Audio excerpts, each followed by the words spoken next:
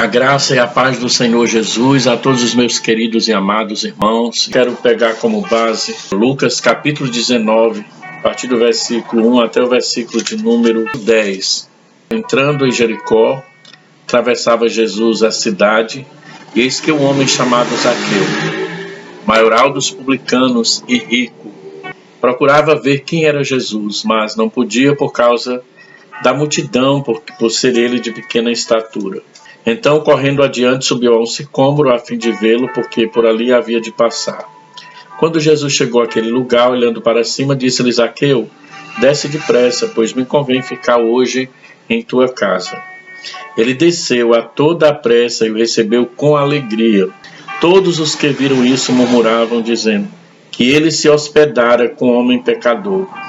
Entremente, Zaqueu se levantou e disse ao Senhor: Senhor, resolvo dar aos pobres a metade dos meus bens, e se em alguma coisa tenho defraudado alguém, restituo 4 vezes mais. Então Jesus lhe disse: hoje houve salvação nessa casa, pois que também este é filho de Abraão, porque o Filho do Homem veio buscar e salvar o perdido. Quero refletir nesse dia sobre a salvação, a certeza da salvação. É muito maravilhoso quando você vê a ação de Deus na vida do homem, a mudança que Deus faz na vida do ser humano. E muitas vezes as pessoas não compreendem, tem muitos que não entendem, até duvidam, mas a Bíblia nos garante essa certeza. Jesus, ele garante essa certeza de mudança de vida. E assim, uma convicção é algo tão profundo, tão poderoso, que acontece com o homem, que somente através da mudança de vida, do testemunho, é que ele vai conseguir ao longo do tempo demonstrar essa certeza, essa convicção. Mas a Bíblia diz que Jesus veio buscar e salvar o perdido. Então, quando alguém vê alguém que estava na droga, uma vida totalmente desconcertada, e você vê a mudança, tem pessoas que não acreditam, mas nós vamos aqui ver pela Bíblia que nós podemos sim ter a convicção de salvação. Então nós temos que ter essa preocupação em buscar a salvação da nossa alma. Nós somos um ser tricotomista, nós somos compostos por espírito, alma e corpo. Então, nosso corpo um dia há de voltar de onde ele saiu, que é do pó da terra. Mas a nossa alma, o nosso espírito, vão estar com Deus. E nós precisamos buscar na fonte, que é em Deus, essa certeza de que, mesmo que o nosso corpo, que a nossa matéria, que esse tabernáculo carnal se desfaça, devemos procurar a certeza de que tudo pode acabar nessa terra, mas a nossa vida continua com o nosso Deus. E nós temos um destino certo pela palavra de Deus. As palavras salvar e salvação, elas aparecem muitas vezes na Bíblia para se referir a livramentos, como a cura, a libertação. A gente vê ali quando o anjo chegou lá em Sodoma, e foi destruir Sodoma e Gomorra. Então eles chegaram para Ló e disseram que eles saíssem. Eles estavam demorando, e de repente o anjo chega lá e pega ele às pressas e sai, levando aquele homem com a sua família. Ele diz uma palavra para Ló. Gênesis capítulo 19, versículo 17, disse um deles, ou seja, um dos anjos: livra-te, salva a tua família, salva a tua vida. Não olhes para trás, nem pares em toda a campina, foge para o monte, para que não pereças. Você vê aí essa palavra no sentido de livramento, de salvação. O anjo estava ali mandando que eles saíssem ali daquele lugar para que eles se livrassem de serem mortos ali por aquele fogo que ia queimar aquela cidade. A gente vai ver em outras situações na Bíblia, se referindo também, como lá em Mateus 8, versículo de número 25, os discípulos ficaram ali atribulados com aquela tempestade, Eles acordaram Jesus e ele diz: acorda, Senhor, salva-nos porque perecemos. Nos salva. Eles estavam pedindo que o Senhor os salvasse ali, que o Senhor livrasse eles de morrerem por meio daquela tempestade, porque o mar estava revolto, e a Bíblia diz que Jesus acalma o vento e o mar, né? E aqueles homens recebem aquele livramento, como também a gente vai ver lá em Tiago, capítulo 5, versículo 15, que diz assim: a oração da fé salvará o enfermo. Então essa salvação no sentido de cura, o Senhor vai livrar aquela pessoa daquele mal, daquela enfermidade, daquela doença. Mas há, no entanto, um sentido específico em que essas palavras são usadas nas Escrituras e que nos interessa aqui.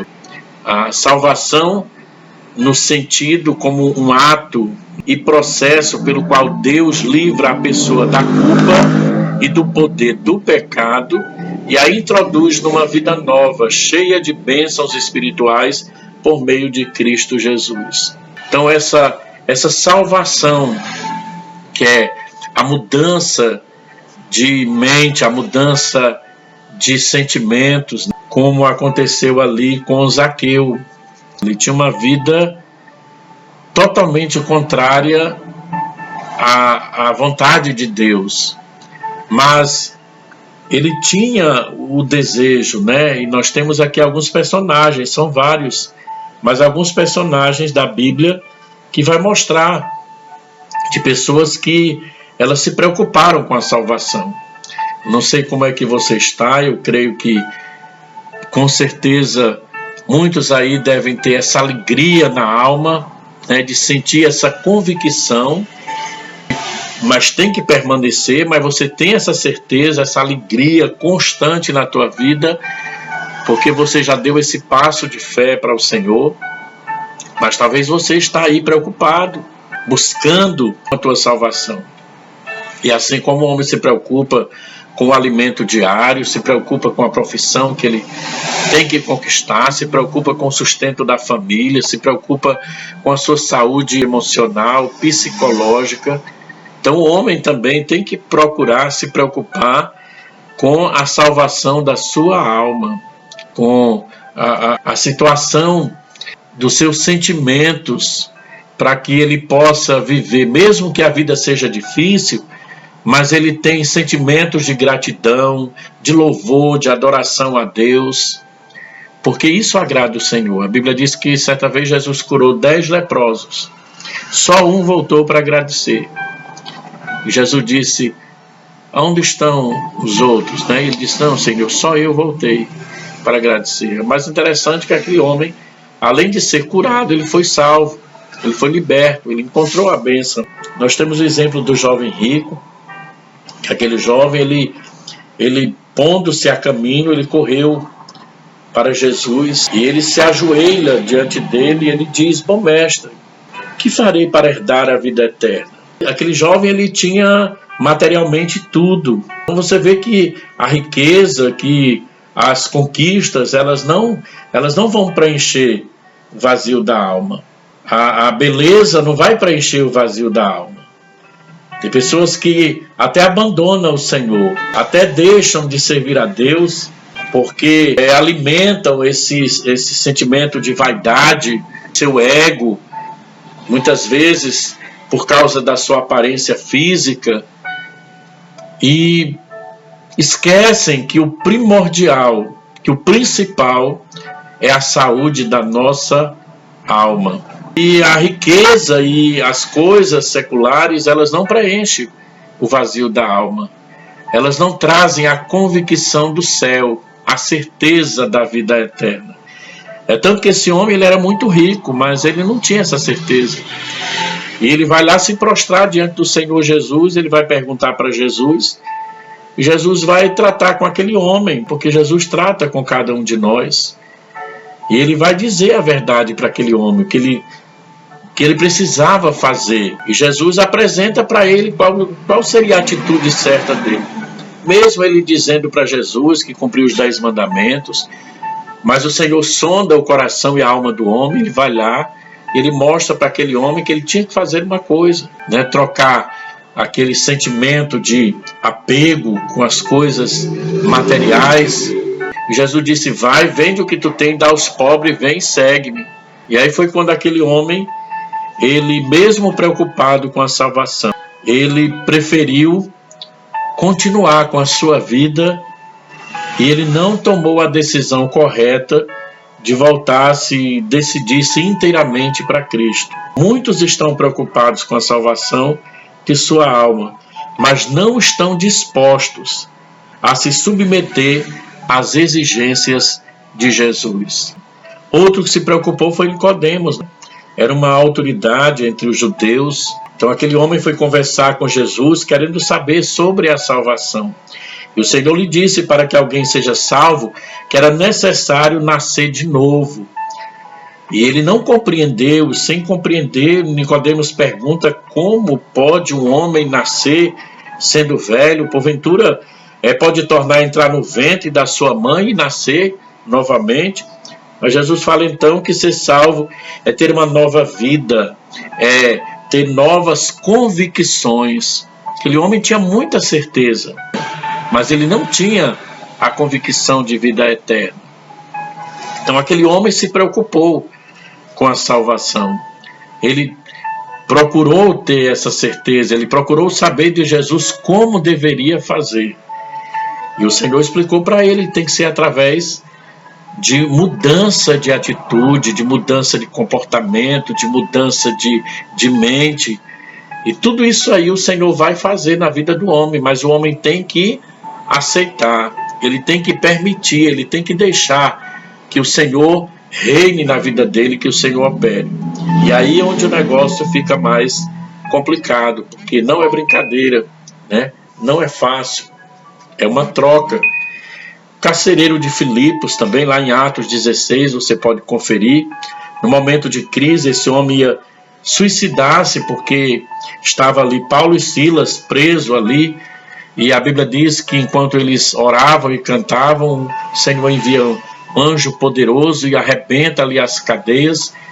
E quando aquele homem vê tudo ali aberto, e ele vai dar cabo à sua vida, e aquele servo de Deus, Paulo, vai dizer: não faça isso, nós estamos aqui, todos estamos aqui.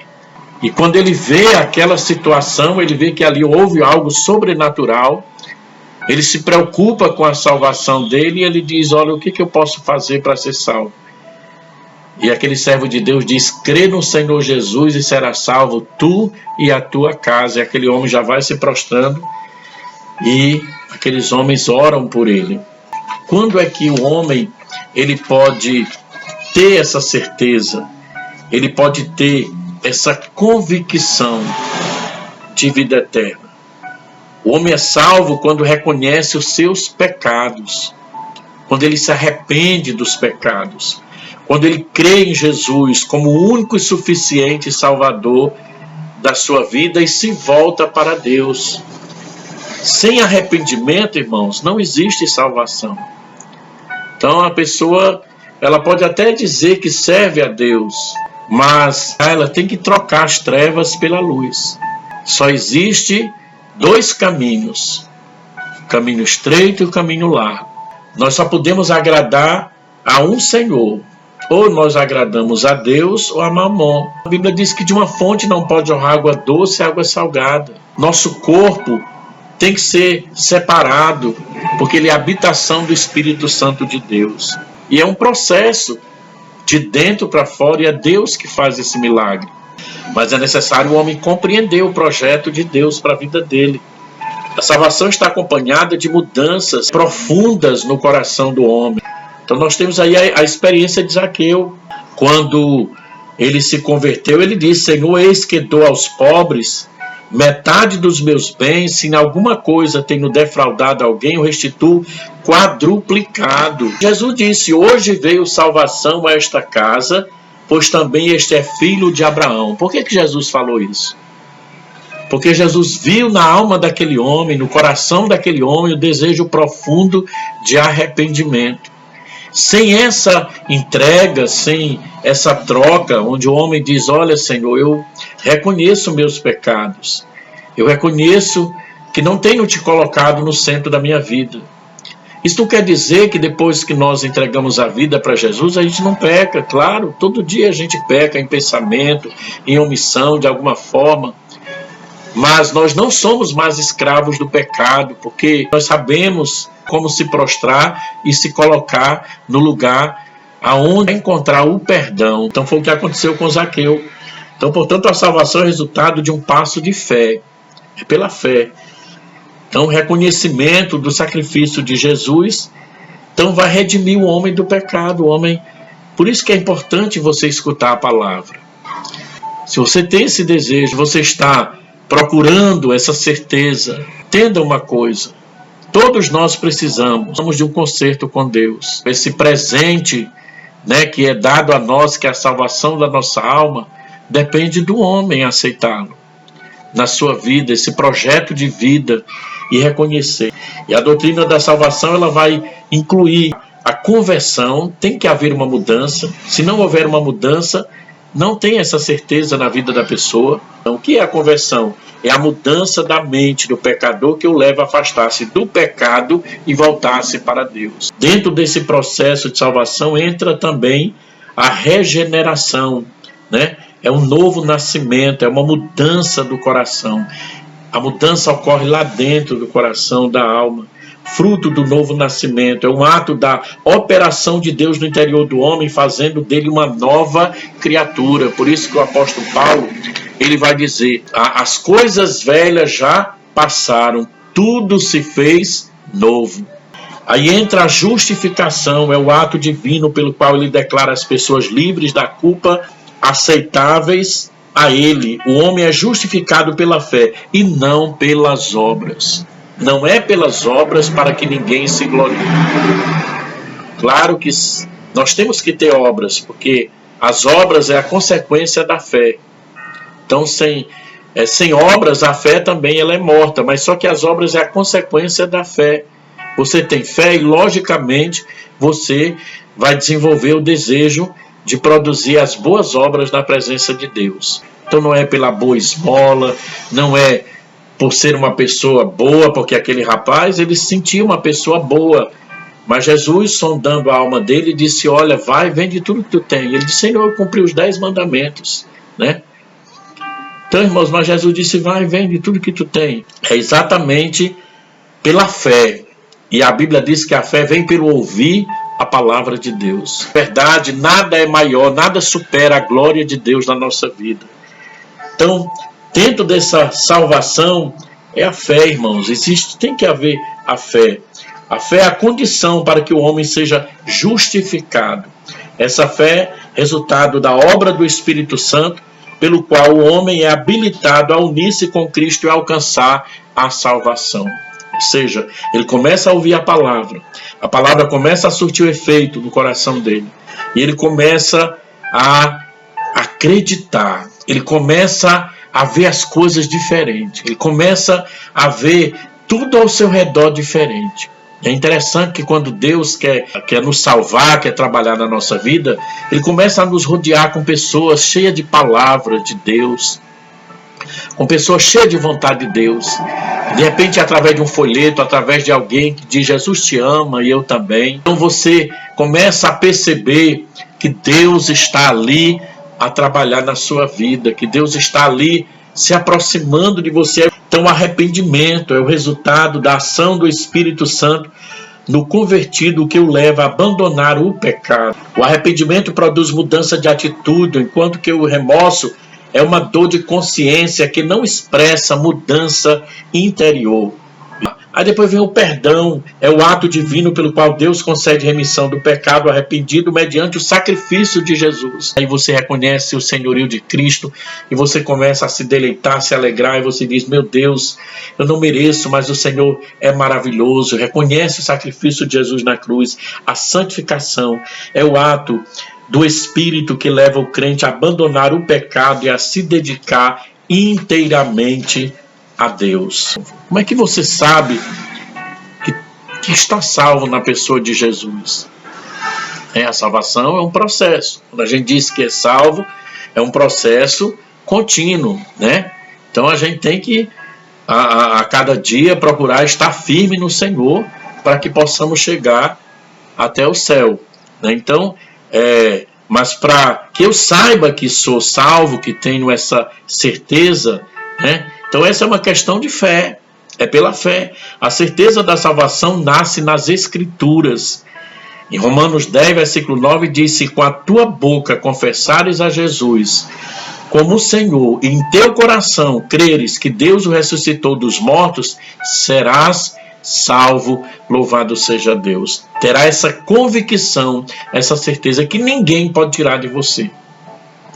Então, quando você tem essa certeza, alguém pode chegar, alguém pode tentar te enganar, mas ninguém vai tirar isso de você, porque é uma convicção, é uma certeza na alma, no coração. Se entreguei a minha vida a Cristo, aceitando como meu Salvador pessoal, se me arrependi dos meus pecados, se eu abandonei, então não devo duvidar de que eu sou liberto, salvo, de que o plano de Deus para a minha vida é certo, é real, é maravilhoso. Isso traz alegria para a nossa alma. Então te alegra no Senhor, te fortaleça no Senhor, que nada venha tirar essa convicção, essa certeza de que você é um filho de Deus, você é um vaso de Deus, você foi chamado até a casa do oleiro para ser trabalhado por Deus, moldado pelas mãos do Todo-Poderoso. Não importa as tuas imperfeições,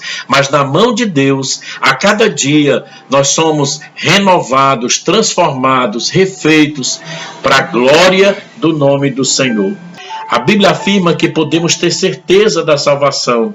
Romanos 8, versículo 1, a palavra diz: portanto, agora nenhuma condenação há para aqueles que estão em Cristo Jesus, que não andam segundo a carne, mas andam segundo o Espírito. É aquela questão de você manter-se a cada dia entregando a tua vida ao Senhor Jesus, manter-se a tua vida íntegra, e com certeza a palavra vai alimentando a sua alma, o Espírito de Deus vai te dando a certeza, a fortaleza, e você vai caminhando no caminho da proteção de Deus e da salvação. Somos ovelhas do Senhor. A Bíblia diz em João, capítulo 10, versículo 27 e 28, para aqueles que são ovelhas do Senhor, há esperança. As minhas ovelhas ouvem a minha voz, e eu as conheço, elas me seguem, e eu lhes dou a vida eterna, jamais perecerão eternamente, e ninguém as arrebatará da minha mão. Então, se como ovelha nós estamos ouvindo a voz do nosso amado pastor, e o nosso amado pastor fala de várias maneiras, através da Bíblia, através dos nossos líderes, através das pregações, através do louvor. Então, se nós estamos dando ouvido à voz do nosso pastor, ninguém vai tirar você, ninguém vai te arrebatar das mãos do Senhor. Então você tem essa certeza que você é guardado, protegido, é salvo pelo Senhor. Somos renascidos em Cristo, segundo aos Coríntios 5, versículo 17, para a gente concluir. Quando o homem nasce de novo, Deus faz dele uma nova criatura, torna-se livre do jugo do pecado, e assim, se alguém está em Cristo, é nova criatura, e as coisas antigas já passaram, e tudo se fez novo, para a glória do nome do Senhor Jesus. Amém? Então, olha, mantenha teu coração fortalecido com a palavra de Deus. Não se canse de ouvir a palavra de Deus. Seja sensível à voz do Espírito Santo de Deus. Seja um participante, seja um ajudador, seja alguém que estará ali contribuindo para que a obra do Senhor continue sendo feita, e com certeza Deus estará alimentando sempre a tua alma, fortalecendo o seu espírito e te dando graça e vitória. E você que ainda não teve uma experiência mais íntima com Deus, saiba de uma coisa: a salvação é para todos. A Bíblia diz, aleluia, que Deus enviou o seu único Filho para que todo aquele que nele crê não pereça, mas tenha a vida eterna. E a Bíblia diz: quem tem o Filho de Deus tem a vida. Quem não tem o Filho de Deus não tem vida. Então o verbo está no presente.